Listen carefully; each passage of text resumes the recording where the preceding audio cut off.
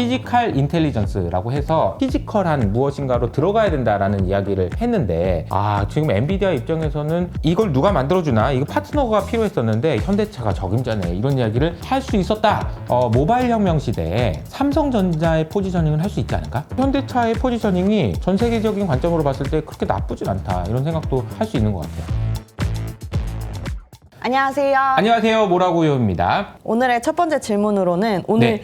한국 시장에서 현대차가 6.1% 상승하면서 마감을 했습니다. 현대차가 네. 왜 이렇게 상승했는지 짚어주시면 좋을 것 같습니다. 현대차가 엔비디아랑 파트너십을 체결했다, 이런 이야기가 나온 것 같습니다. 그런데 이게 제가 놀라운 게 CES 가시기 전에 우리 정지훈 박사님과 인터뷰했잖아요. 근데 정지훈 박사님 딱 이 얘기 하셨거든요. 와, 정확하게 이야기해 주신, 진짜 박수 한번. 정지훈 박사님 진짜 투자 천재인 것 같다라는 생각이 드는데요. 당시 정지훈 박사님이 얘기해 주셨던 내용들을 좀 정리해서 말씀드리면 이런 거죠. 피지컬 인텔리전스라고 해서 AI가 자율주행이든 어쨌든 피지컬한 무엇인가로 들어가야 된다라는 이야기를 했는데, 지금 엔비디아 입장에서는 누군가가 미케닉이잖아요. 이거는 기계잖아요. 이걸 누가 만들어주나, 이거 파트너가 필요했었는데 현대차가 적임자네, 이런 이야기를 할 수 있었다 라는 이야기였는데, 정확하게 맞아떨어진 것 같습니다. 그래서 사실 아무도 현대차에 대해서 자동차 이외의 다른 것에 대한 기대감이 없었는데, 그냥 한번 생각해 보죠. 나중에 테슬라가 옵티머스라는 휴머노이드 로봇을 만든다고 하더라도 이게 개수를 생각하는 게 지금 2천만 대 이런 수준이 아니잖아요. 자동차보다도 훨씬 더 많을 거라며요. 심지어 사람마다 한 명씩 휴머노이드 로봇을 고용한다라고 해버리면은 몇 억대가 필요할 수도 있는 거잖아요. 그럼 그거 누가 만드냐는 거죠. 그리고 그 테슬라만 만들까요? 누군가는 엔비디아도 만들고 싶고 누구도 만들고 싶을 텐데, 그럼 누가 만들 수 있죠? 전 세계에서 가장 대량 생산에서는 경쟁력을 보이고 있는 현대차가 가능성이 있지 않냐라는 이야기를 해주셨는데, 저는 진짜 소름이 좀 돋는 것 같습니다. 그래서 잘 생각을 해보면 이런 부분인 것 같아요. 모바일 혁명 시대에 삼성전자의 포지셔닝을 할 수 있지 않을까? 이게 무슨 말일까요? 생각을 해보면은 모바일 혁명 시대에는요, 피처폰에서 모바일 폰으로 넘어오면서 가장 중요했던, 진짜 브레인 중에 브레인은 iOS나 안드로이드 같은 OS를 만든 기업들이었어요. 그래서 애플과 구글이 말도 안 되게 많은 돈을 벌어갔죠. 왜냐하면 여기 안에서 그냥 판만 깔아줬을 뿐인데 여기서 장사한다고 그냥 수수료를 그냥 30%씩 다 떼갔잖아요. 그러니까 얼마나 그냥 떼돈을 벌었어. 하지만 삼성전자도 갤럭시라고 하는 스마트폰을 판매하는 것을 통해서 분명히 좋은 수익을 냈단 말이죠. 그러면 현대차도 왜 못하죠? 이런 생각을 할 수 있다는 겁니다. 웨이모도 자율주행은 현대차랑 할게요, 이런 얘기가 나오고 있고, 그래서 현대차의 포지셔닝이 전 세계적인 관점으로 봤을 때 그렇게 나쁘진 않다, 이런 생각도 할 수 있는 것 같아요. 네, 그리고 이번 주 한국 시장을 전체적으로 좀 살펴보면 코스피랑 코스닥 모두 2주 연속 상승하면서 마감을 했고, 다행입니다. 네, 코스피는 2,500포인트에 안착을 하는 모습을 보여주는데요. 작년부터 저희가 1월에는 기회가 있다, 이런 얘기를 할 때 얼마나 많은 댓글에서 야, 한국 주식 꼬드기지 마라, 이놈아, 이런 얘기 많았잖아요. 근데 한국 시장이 역시 그래도 1월 달에 힘을 내주고 있어서 다행이라고 생각합니다. 이번 주에 굉장히 좋았던 섹터는 조선이랑 반도체였던 것 같아요. 왜 이렇게 두 섹터가 좋았을까요? 결국은 이제 두 가지인 것 같은데요. 미국에 필요한 기업이냐, 아니면은 미국에 없는 기업이냐, 이런 부분이지 않을까 싶습니다. 미국에 필요하다는 얘기는, 조선업종은 지난번에 트럼프가 전화를 통해서도 말했지만 사실 이런 이야기들은 하루 이틀 나오는 것이 아니라 계속되는 이야기잖아요. 그래서 어떻게 보면은 저희 채널에서 유일하게 한국 기업들 중에서 섹터에 대한 자세한 설명을 해주셨던 최강식 연구원, 그래서 조선업종에 대해서는 저희도 계속해서 긍정적으로 보고 있는데, 조선업종이 계속 이익이 날 수 있는 이유는 단순히 트럼프가 전화를 했기 때문이다, 아니면 미국에서 한국 조선이 좋은 파트너다, 이런 얘기가 나왔다는 것 때문에 오른 것이 아니라 기본적으로 조선업종이 가지고 있는 좋은 펀더멘탈에 미국에서도 필요성이 있다라고 이야기했던 부분들이 맞물린 것 아닌가라는 생각이 들고요. 두 번째로 반도체에서는 크게 두 가지가 반응을 했죠. HBM과 유리기판이요. 저희가 지금 모라구요를 통해서 하이닉스에 대한 이야기를 계속 몇 주째 해드리고 있는데, 하이닉스가 이번 주에 12% 올랐어요. 그리고 삼성전자는 2% 올랐습니다. 그래서 제가 얼마 전에 이렇게 들면서 하이닉스가 삼성전자 확실히 이길 것 같다라고 말씀드렸는데 맞췄다고 보시면 될 것 같고요. 유리기판도 SKC 중심으로 해서 유리기판 이번에 CES에서 가능성을 지금 인정받고 있는 상황이라서 기대감이 주가에 반영되고 있는 상황인 것 같습니다. 그리고 또 한 가지 중요한 특징은 삼성전자가 기대치를 크게 하회하는 실적을 발표했는데 주가가 더는 안 빠지는 모습을 보였잖아요. 근데 이게 보면 어떻게 보면 악재가 나왔는데 주가가 안 빠져? 그럼 바닥인가? 이런 생각을 할 수 있어서 많은 분들이 지금 삼성전자에 대한 기대감들을 이야기하고 있는 것 같아요. 근데 개인적으로는 그냥 하이닉스가 더 낫지 않나라고 생각합니다. 결국은 AI로 가는 흐름에 딱 맞는 기업은 하이닉스라는 생각이 들기 때문이고요. 오늘 뭐 그 찌라시를 보니까 하이닉스 직원들 성과금 장난 아니라는 얘기가 있더라고요. 그래서 성과금을 많이 줄 수 있는 회사가 오히려 더 좋다라고 생각합니다. 네. 그 다음에 이제 미국 시장으로 한번 넘어가 보면 네. 미국은 이번 주에도 금리가 좀 문제였던 것 같아요. 맞아요. 사실 금리에 영향을 주는 요소들은 많잖아요. 맞아요. 한때는 막 성장이 너무 강해서 금리가 올라가는 경우도 있었고, 그리고 인플레이션이 다시 걱정이 된다 그러면서 올라가기도 했고, 그리고 부채 얘기가 나오면서 리스크 때문에 올라가기도 했는데, 맞아요. 사실 지금 국면에서 미국 금리에 가장 큰 영향을 끼치고 있는 요인은 뭐라고 보면 될까요? 단기와 단기로 나눠보면 단기적인 관점에서는 뭐 성장이 너무 좋아서 아니면 인플레가 이런 거라기보다는 단기적으로는 지난 12월에 있었던 FOMC 회의에서 금리 인하를 안 할 것처럼 얘기했다는 게 제일 큰 것 같아요. 그러니까 그 부분에 대한 실망감들이 반영되고 있는 것 같고요. 금리가 올라가는 거는 미국뿐만 아니라 지금 영국도 지금 금리가 올라가고 있거든요. 특징적인 거는 미국은 달러도 강세고 금리도 오르잖아요. 영국은 파운드화는 약세인데 금리가 올라요. 이거는 모두 다 리스크를 반영하고 있다라고 보시는 게 맞습니다. 어떤 리스크냐? 미국 정부한테, 영국 정부한테 돈 빌려줘?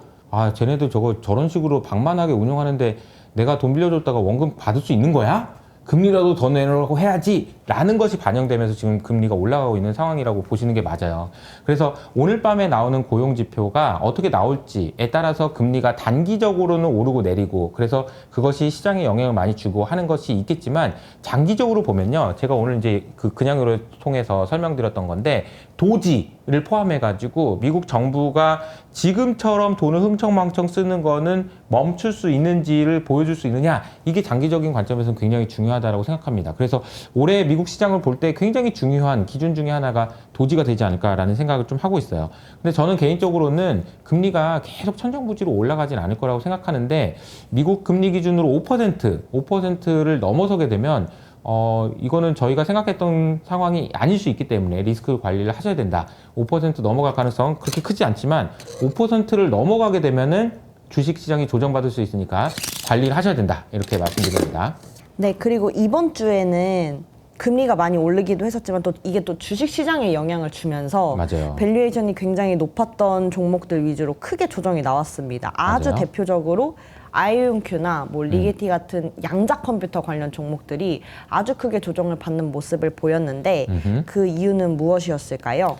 자, 아이온큐가 뭐 젠순왕이 한마디 해가지고 뭐 40% 빠졌다 이렇게 되는데, 이것보다는 저는 개인적으로는 그거는 빌미인 거고, 주가가 많이 올랐다가 조정을 받았는데 그 조정을 받은 날이 사실 금리 이야기가 많이 나왔을 때였던 것 같아요.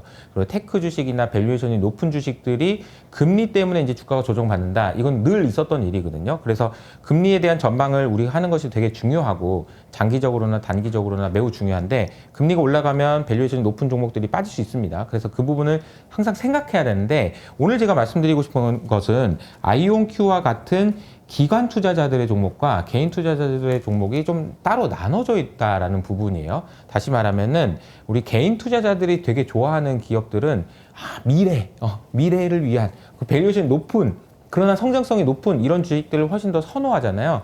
그래서 기관 투자자들 입장에서는 이런 종목들이 올라가는 게 좀 불편해요. 그러니까 테슬라 같은 거 올라가는 거 불편하다는 거죠. 근데 금리가 올라가게 되면 아무래도 개인보다는 기관의 힘이 좀 더 세지는 경향이 있어요. 그래서 이게 좀 왔다 갔다 하는 그런 수급적인 요인들도 있다라고 생각하시는 게 맞는 것 같고요.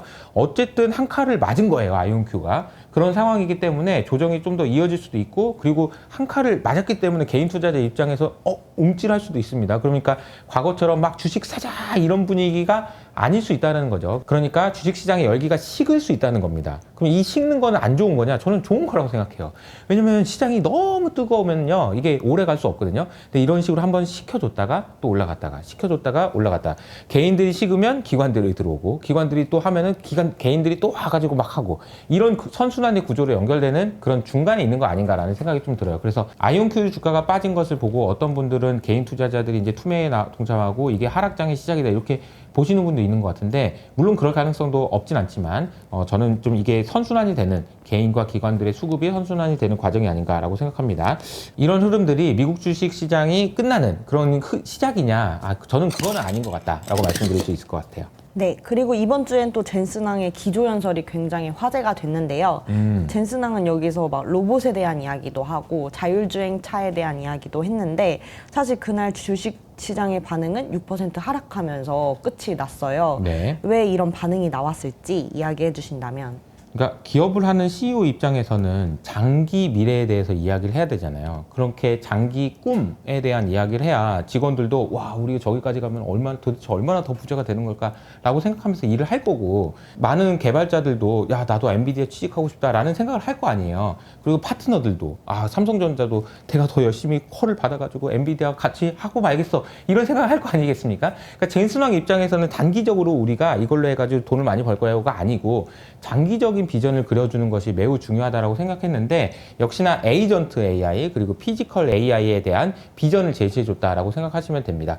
그래서 아주 중요한 이야기를 한 거라고 보시면 돼요. 그리고 그 그림을 보시면 지금 현재 AI가 여기 있으면 에이전트 AI는 여기 있고요, 피지컬 AI는 여기 있었잖아요. 그러니까 앞으로 갈 길이 진짜 많다라는 걸 보여준 거 아닌가. 그리고 그 과정에서 엔비디아가 중요한 역할을 할 거라고 이야기한 부분인데, 시장에서는 이제 뭐 그건 됐고 당장 실적 얼마냐라는 생각을 할 수 있다는 거죠. 그래서 우리가 이 부분은 투자하시는 분들은 이렇게 생각하시는 게 좋을 것 같습니다. 단기적인 투자자들 입장에서는 단기 이익에 대한 전망이 어떻게 바뀌는지, 그리고 금리가 어떻게 바뀌는지가 중요해요. 하지만 엔비디아 젠슨왕이 얘기했던 이 그림에 대한 신뢰를 하신다면은 장기적으로 끌고 가는 투자를 하시는 것도 맞지 않나라는 생각이 듭니다. 여러분들의 스스로 질문하시는 게 중요한 게, 나는 단기적인 실적을 보는 거냐 아니면 장기적인 방향성을 보는 것이냐, 이게 되게 중요하다는 생각이고, 저는 장기적인 방향성을 보시는 게 중요하다. 근데 그 과정에서 매크로의 변화라든지 여러 가지는 작은 사이클을 만드는 그런 의미다라고 보시는 게 맞을 것 같습니다. 네, 다음 주 일정으로 한번 넘어가 보면 다음 주에는 JP모건 헬스케어가 있는데요. 네. 사실 많은 투자자분들이 다음 주에 JP모건 헬스케어가 있으니까 이번 주에 바이오 플레이를 막 이렇게 해가지고 바이오주가 많이 오르지 않을까, 그런 기대를 하셨던 것 같은데 대형주 위주로만 좀 오르고 사실 엄청 뜨거운 시장을 보여주지는 못했는데 그 네. 주요한 이유가 뭐였을까요? 아마 이제 앞서 말씀드린 대로 조선주와 반도체 그리고 뭐 현대차까지 이게 대형주들이 올라가다 보니까 바이오가 힘을 못 받는 것 같은데, 어떻게 보면 JP모건 헬스케어는 뭐 1년 중에 가장 중요한 행사잖아요. 그래서 이 모멘텀으로 인해서 바이오가 반등을 줄 수도 있다라는 생각인데, 여전히 지금 시장을 짓누르고 있는 거는 금리에 대한 이야기잖아요. 그래서 이 부분이 좀 해결되는 것이 필요하지 않을까라는 생각도 하게 됩니다. 그리고 다음 주에는 CPI도 있습니다. 네, CPI가 사실 굉장히 좀 중요하죠. 개인적으로 오늘 밤에 고용지표가 얼마가 나오는지도 되게 궁금하긴 한데, 다음 주에 CPI가 어떻게 나올지도 너무 궁금해요. 그래서 다음 주에 나오는 CPI, 그리고 그 다음 주에 있을 트럼프 취임식, 이런 식이 물가에 대한 혹은 트럼프 정치에 대한 불확실성을 완화시켜줘서 미국 주식시장이 다시 좀 힘을 낼 수 있기를 기대해 봅니다. 네, 그리고 다음 주부터는 미국 시장에서는 금융주를 시작으로 실적 발표들이 시작됩니다. 또 이렇게 실적 발표가 나오게 되면 미국 시장에 또 반등을 할 수 있는 모멘텀이 또 되지 않을까요? 네, 그리고 JP모건 같은 경우에는 제가 AGI라고 해가지고 지금 무료로 공개해드리는 영상이 하나 있는데, 거기서도 설명을 드렸지만 지금 미국 정부 입장에서 제일 중요한 거는 미국 국채를 사줄 사람이 없다는 건데, 왜 사줄 사람이 없냐면은 은행이 규제를 너무 많이 해서라는 얘기가 나와요. 그래서 트럼프가 취임하게 되면은 규제 완화 중에 가장 선순위 중에 하나가 이제 은행 규제 완화이거든요. 그래서 아마 JP모건 실적의 내용도 보셔야 되겠지만, 규제 완화에 대한 기대감을 가지고 은행주에 대한 투자를 하시는 것도 굉장히 좋은 투자 아이디어라고 생각을 합니다. 다음 주 국내 시장에서는 BYD 코리아 미디어 쇼케이스라는 걸 한대요. 오. 이제 BYD가 우리나라에 진출해가지고 뭐 판매 목표나 이런 걸 밝히는 자리라고 하더라고요. 그래서 중국차가 우리나라에도 이제 본격적으로 들어오기 시작하는 것 같습니다. 모구는 중국 전기차 들어오면 사고 싶어요? 아니 근데 다들 막 중국차라 못 믿겠다 이러시잖아요. 근데 저는 자동차만큼은 좀 달라요. 아, 그래요? 오히려 저는 괜찮을 수 있다. 아, 그래요? 지금 아마 근데 중국에서 만드는 전기차 안 사겠다, 어떻게 믿냐라고 생각하시는 분들이 많지만, 사실 테슬라 중국에서 만드는 거 우리나라에서 사고 있거든요. 그리고 중국에서 나오는 전기차가 수출이 되는데 가장 결정적인 영향을 끼친 거, 이게 그 중국에 대한 혐오감을 가장 줄여준 거, 그 테슬라 모델 Y였거든요. 그래서 우리나라 사람들이 이미 중국에서 만든 전기차를 많이 사고 있어요. 그리고 아마 가격 경쟁력이 워낙 세서 이 부분이 사실 앞서 말씀드린 대로 현대차가 엔비디아의 부름을 받았다는 점 때문에 기대할 수 있는 부분도 있지만 중국에서 오는 이 전기차의 엄청난 위협을 막아낼 수 있느냐는 또 다른 문제여서 이거는 진짜 관심 있게 보셔야 될 것 같다는 생각이 듭니다.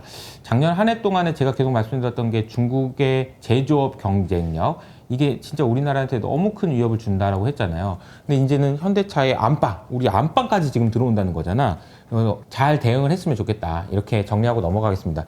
근데 진짜 BYD는 진짜 무시무시한데 가격 경쟁력이나 여러 가지 측면에서 잘 대응해 줬으면 좋겠다. 근데 좀 걱정이 되긴 합니다. 최근에 이제 미국 시장은 좀 조정을 받고 있고 한국 시장에는 좋은 흐름이 나타나고 있는데 미국 시장에서는 여러분이 보셔야 되는 것이 트럼프 취임식인 것 같아요. 계속 말씀드리지만 1월 20일 전에 많은 이야기들이 나올 수 있습니다. 트럼프가 이랬대더라, 저랬대더라, 이라고 해가지고 뭐 달러도 올랐다가 뭐 금리도 빠졌다가 이런 일들이 일어나고 있잖아요. 그래서 많은 기업과 정부에서 트럼프에 대해서 이거 약간 쫄고 있어요. 솔직히 말하면. 예를 들자면 여러분 생각해 보세요. 미국에다 물건을 보내야 되는데 언제 관세가 올릴지 몰라. 그럼 다 보내놨겠죠.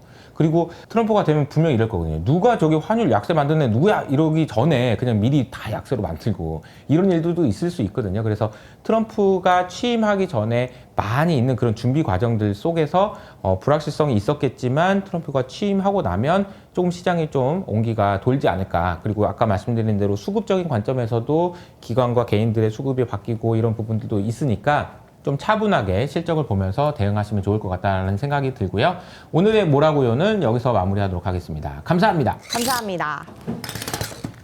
여러분 드디어 2025 투자 전략 책이 나왔습니다. 그래서 이호석, 이영수, 이혜진 대표님 그리고 이호석 아카데미 팀 모구와 조이가 함께 쓴 책이니까요. 이거 몇 권 안 남았다던데 밑에 있는 댓글을 통해서 꼭 확인해 보시기 바랍니다.